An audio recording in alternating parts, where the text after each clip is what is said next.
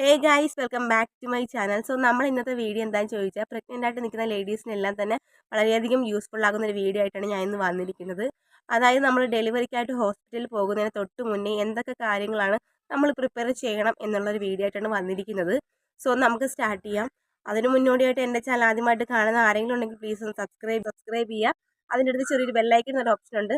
അതിൽ ഓൾ എന്ന option enable ചെയ്യുക. എങ്കിൽ മാത്രമേ ഞാൻ എന്ത് വീഡിയോ നിങ്ങൾക്ക് മിസ് ചെയ്യാതെ കാണാൻ പറ്റത്തുള്ളൂ. നമുക്ക് സ്റ്റാർട്ട് ചെയ്യാം.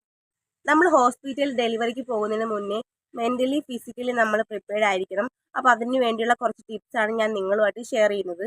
ഫസ്റ്റത്തെ മെയിൻ പോയിന്റ് എന്ന് പറയുന്നത് മറ്റുള്ളവരുടെ ഡെലിവറി എക്സ്പീരിയൻസ് കേൾക്കാതിരിക്കുക എന്നുള്ളതാണ്. ഓരോരുത്തർക്കും ഓരോ എക്സ്പീരിയൻസ് ആയിരിക്കും ഉണ്ടാകുന്നത്. ഇപ്പോൾ ചിലർക്ക് ഡെലിവറി ഈസി ആയിരിക്കും, ചിലർക്കത് വെരി കോംപ്ലിക്കേറ്റഡ് ആയിട്ടുള്ള സിറ്റുവേഷനൊക്കെ വരാറുണ്ട്. അതുകൊണ്ട് നമ്മൾ മറ്റുള്ളവരുടെ ഡെലിവറി എക്സ്പീരിയൻസ് കേൾക്കാതിരിക്കുന്നതാണ് ഏറ്റവും കൂടുതൽ നല്ലത്. ഇപ്പോൾ രണ്ടാമത്തെ ടിപ്പ് എന്ന് പറയുമ്പോൾ മാക്സിമം നമ്മൾ നേരത്തെ തന്നെ നമ്മൾ ഡെലിവറി ബാഗ് പാക്ക് ചെയ്യാനായിട്ട് ശ്രദ്ധിക്കുക. ഇപ്പോൾ എന്തെങ്കിലും എമർജൻസി ആയിട്ട് വരുന്ന ഒരു സിറ്റുവേഷൻ ഉണ്ടെങ്കിൽ നമുക്ക് എല്ലാ സാധനങ്ങളോടെ ഒരുമിച്ച് കൊണ്ടുപോകണമെന്നില്ല. നമ്മളെല്ലാവരും മനുഷ്യനല്ലേ, അപ്പോൾ മറന്നു പോകുന്ന സാഹചര്യമൊക്കെ ഉണ്ടാകും. അതുകൊണ്ട് തന്നെ നമ്മൾ മാക്സിമം നേരത്തെ തന്നെ അമ്മയ്ക്കും കുഞ്ഞിനും വേണ്ടിയുള്ള എല്ലാ സാധനങ്ങളും നേരത്തെ പാക്ക് ചെയ്ത് വെക്കാനായിട്ട് ശ്രദ്ധിക്കണം. അതുപോലെ തന്നെ മൂന്നാമത്തെ പോയിന്റ് വരുന്നത് നമുക്കൊരു 35 വീക്ക് ആകുമ്പോഴത്തേക്ക്, പ്രത്യേകിച്ച് ഡോക്ടർ യാതൊരുവിധ കോംപ്ലിക്കേറ്റഡ് ഒന്നും പറയാത്ത ഒരാൾക്കാരാണെങ്കിൽ നിങ്ങൾക്ക് ഡെലിവറിക്ക് വേണ്ടിയിട്ടുള്ള എക്സസൈസുകൾ ചെയ്യാവുന്നതാണ്. അതിൽ നമുക്ക് മെയിനായിട്ട് പറയുന്ന ഒരു എക്സസൈസാണ് ബ്രീത്തിങ് എക്സസൈസ് ചെയ്യുന്നത് വളരെയധികം നല്ലതായിരിക്കും. നമുക്ക് ഡെലിവറി സമയത്ത് പുഷ് ചെയ്യാനൊക്കെ ഈ ഒരു ബ്രീത്തിങ് എക്സസൈസ് നമ്മളെ ഹെൽപ്പ് ചെയ്യുന്നതായിരിക്കും. പിന്നെ ലാസ്റ്റ് വീക്കൊക്കെ ആകുമ്പോഴത്തേക്ക് നമ്മൾ കുറച്ച് നടക്കുന്നത് വളരെയധികം നല്ലതായിരിക്കും. അപ്പോൾ അടുത്തൊരു മെയിൻ ആയിട്ടുള്ള പോയിന്റാണ് നമ്മളെ ഫുഡിൻ്റെ കാര്യം. അപ്പോൾ നമ്മൾ ലാസ്റ്റ് വീക്കൊക്കെ ആകുമ്പോഴത്തേക്ക് തന്നെ നമുക്ക് ഈസി ഡെലിവറിക്ക് വേണ്ടിയിട്ടുള്ള ഫുഡുകൾ കഴിക്കാനായിട്ട് ശ്രദ്ധിക്കുക. ഫൈബർ കണ്ടന്റ് അടങ്ങിയിട്ടുള്ള ഫുഡുകൾ ധാരാളം കഴിക്കാനായിട്ട് ശ്രദ്ധിക്കണം. അതുപോലെ തന്നെ കോൺസ്റ്റിപ്പേഷൻ വരാൻ ചാൻസ് ഉള്ള ഫുഡുകൾ മാക്സിമം ഒഴിവാക്കാനായിട്ട് ശ്രദ്ധിക്കുക. നല്ല പഴുത്ത പപ്പായ, നട്ട്സ്, പൈനാപ്പിളൊക്കെ കഴിക്കുന്നത് നമുക്ക് ലാസ്റ്റ് വീക്കൊക്കെ ആകുമ്പോഴത്തേക്ക് തന്നെ നമ്മൾ ഡെലിവറി ഈസി ആക്കാനൊക്കെ ഒരുപാട് ഹെൽപ്പ് ചെയ്യുന്നതായിരിക്കും. കപ്പ, ചേന, ചേമ്പ്, ഈ ഒരു കിഴങ്ങ് വർഗ്ഗങ്ങളിൽപ്പെട്ട ഫുഡ് മാക്സിമം നമ്മൾ ഈ ഒരു ലാസ്റ്റ് വീക്ക് ആകുമ്പോഴത്തേക്ക് തന്നെ ഒഴിവാക്കാനായിട്ട് ശ്രദ്ധിക്കണം. അടുത്തൊരു പോയിന്റാണ് നമ്മൾ നഖം വൃത്തിയായി സൂക്ഷിക്കുക എന്നുള്ളത്. ഇപ്പോൾ നിങ്ങൾ ഹോസ്പിറ്റലിൽ പോകുന്നതിന് തൊട്ട് മുന്നേ നിങ്ങളെ കയ്യിലും കാലിലും നഖം വളർത്തുന്ന ആൾക്കാരാണെങ്കിൽ അത് വെട്ടിക്കളഞ്ഞതിന് ശേഷം മാത്രമേ ഹോസ്പിറ്റലിലേക്ക് പോകാനായിട്ട് ശ്രദ്ധിക്കുക. ഒരു മെയിൻ ആയിട്ടുള്ള പോയിന്റാണ് നമ്മളെ പേഴ്സണൽ ഹൈജീൻ എന്ന് പറയുന്നത്. മിക്ക ഹോസ്പിറ്റലിലും നമ്മളെ പ്രൈവറ്റ് പാർട്സ് എല്ലാം തന്നെ ഡെലിവറിക്ക് പോകുന്നതിന് മുന്നേ അവർ തന്നെ ക്ലീൻ ചെയ്യാറുണ്ട്. എങ്കിൽ തന്നെയും നമ്മൾ മാക്സിമം വീട്ടിൽ നിന്ന് അത് ക്ലീൻ ചെയ്തിട്ട് പോകാനായിട്ട് ശ്രദ്ധിക്കുക.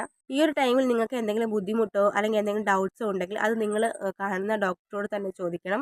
ഇപ്പോൾ നിങ്ങൾ മറ്റുള്ളവരോട് ചോദിക്കാനായിട്ട് ഇരിക്കുകയാണെങ്കിൽ അത് അവരുടെ എക്സ്പീരിയൻസ്, അതായത് അവരുടെ ഡെലിവറി എക്സ്പീരിയൻസ് ആയിരിക്കും നമ്മൾ ഷെയർ ചെയ്യുന്നത്. അപ്പോൾ ആ ഒരു കാര്യം നമുക്ക് കേട്ട് നമുക്ക് ടെൻഷനാകും. അതുകൊണ്ട് തന്നെ നിങ്ങൾക്ക് എന്തെങ്കിലും ബുദ്ധിമുട്ടോ ഡൗട്ടോ ഉണ്ടെങ്കിൽ നിങ്ങൾ കാണുന്ന ഡോക്ടറോട് തന്നെ ചോദിക്കാനായിട്ട് ശ്രദ്ധിക്കുക. നിങ്ങൾ നെയിൽ പോളിഷ് യൂസ് ചെയ്യുന്ന ആൾക്കാരാണെങ്കിൽ നിങ്ങൾ നെയിൽ പോളിഷ് കയ്യിലെയും കാലിലെയും നെയിൽ പോളിഷ് നന്നായിട്ട് റിമൂവ് ചെയ്തിട്ട് ശേഷം മാത്രം ഹോസ്പിറ്റലിലേക്ക് പോകാനായിട്ട് ശ്രദ്ധിക്കുക. ഇപ്പോൾ നമുക്ക് എന്തെങ്കിലും എമർജൻസി ആയിട്ട് വരുന്നൊരു സിറ്റുവേഷൻ ഉണ്ടെങ്കിൽ നമുക്കിപ്പോൾ കയ്യിലെയും കാലിലെയും നെയിൽ പോളിഷ് റിമൂവ് ചെയ്യാൻ പറ്റി എന്ന് വരത്തില്ല. അതുകൊണ്ട് വീട്ടിൽ വെച്ച് കഴിഞ്ഞാൽ നമ്മളെ കയ്യിലും കാലിലുള്ള നെയിൽ പോളിഷ് റിമൂവ് ചെയ്തിട്ട് പോകാനായിട്ട് ശ്രദ്ധിക്കുക. അടുത്തൊരു പോയിന്റാണ് നമ്മൾ ജ്വല്ലറീസ് എല്ലാം തന്നെ നമ്മൾ വീട്ടിൽ ഊരി വെച്ചിട്ട് പോകാനായിട്ട് ശ്രദ്ധിക്കുക. ഇപ്പോൾ നിങ്ങൾക്ക് അത്യാവശ്യം വേണ്ട ജ്വല്ലറീസ് മാത്രം ഇട്ടിട്ട് പോവുക. ഇപ്പോൾ എല്ലാവർക്കും താലിമാല ഊരി വെക്കാൻ പറ്റി എന്ന് വരത്തില്ല, ചിലർ താലിമാല ഊരത്തില്ല. എങ്കിൽ തന്നെ നമ്മൾ ഡെലിവറിക്ക് പോകുന്ന സമയത്ത് എന്തായാലും താലിമാല ഊരും. അതെൻ്റെ ഒരു പേഴ്സണൽ ആയിട്ടുള്ള എക്സ്പീരിയൻസ് വെച്ചിട്ടാണ് ഞാൻ പറയുന്നത്. താലിമാല, അതുപോലെ കമ്മൽ, മൂക്കുത്തി അങ്ങനെയൊക്കെ ഉണ്ടെങ്കിൽ അതെന്തായാലും അവർ ഊരി മാറ്റും. അപ്പോൾ താലിമാല ഊരാൻ പറ്റാത്ത ആൾക്കാരാണെങ്കിൽ നിങ്ങൾക്ക് അത് വേണമെങ്കിൽ കൊണ്ടുപോകാം. എങ്കിൽ തന്നെയും ബാക്കിയുള്ള ജ്വല്ലറീസ് എല്ലാം തന്നെ നമ്മൾ വീട്ടിൽ വെച്ചിട്ട് പോകാനായിട്ട് ശ്രദ്ധിക്കുക. ഇപ്പോൾ ഹോസ്പിറ്റലിൽ വെച്ച് നമ്മളെ ജ്വല്ലറീസ് എന്തെങ്കിലും മിസ്സായി പോയി കഴിഞ്ഞാൽ അവർ ആ ഒരു ഉത്തരവാദിത്വം ഒരിക്കലും ഏറ്റെടുക്കത്തില്ല. അതുകൊണ്ട് നമ്മൾ നമ്മളെ ഓർണമെൻറ്റ്സ് സൂക്ഷിക്കാനായിട്ട് ശ്രദ്ധിക്കുക. പിന്നെ നിങ്ങൾക്ക് ഒരിക്കലും ഊരാൻ പറ്റാത്തതായിരിക്കും ഈ സെക്കൻഡ് സ്റ്റഡ്, മൂക്കുത്തി എന്നൊക്കെ പറയുന്നത്.